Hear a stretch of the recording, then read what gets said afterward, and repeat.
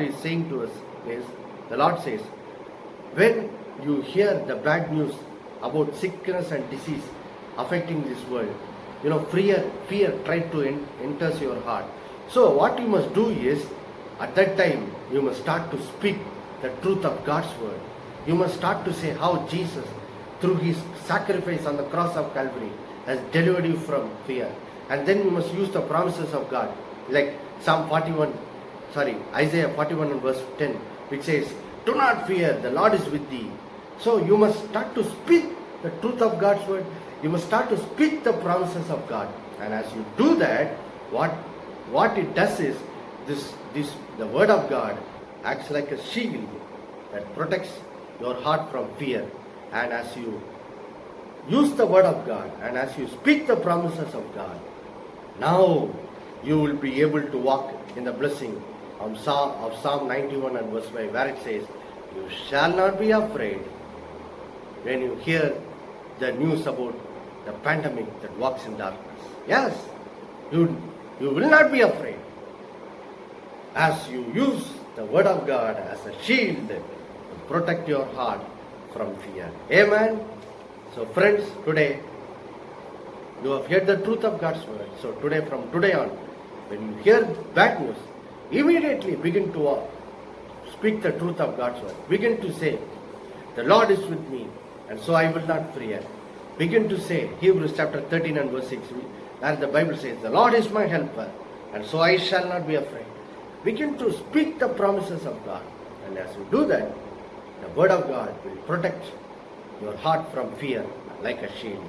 Amen. This same truth,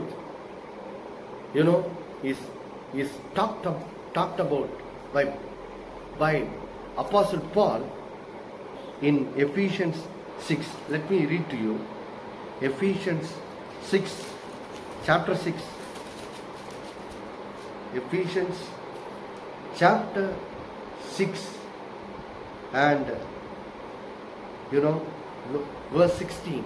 Ephesians chapter 6 and verse 16 talks about the same truth that Psalm 91 5 verse 4 and 5 reveals.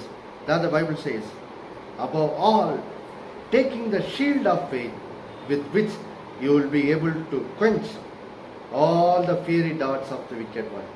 Here the Bible says, above all, taking the shield of faith. Yes, what is the shield of faith? What is faith? Faith is nothing but faith in God's word.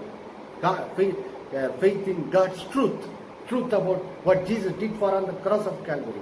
And so here the Bible says, when the evil one, when the devil, fires at our mind, fiery darts, the Bible here says, take the shield of faith and quench those fiery darts of the devil. Quench them. What is the meaning of quench? Quench means put out the fire of fear that tries to enter your heart.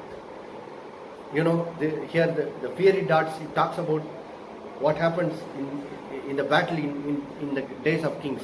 In the days of kings, they would light their arrows with fire, so that, and they will shoot the arrow at the enemy, so that the arrows will go and do great damage.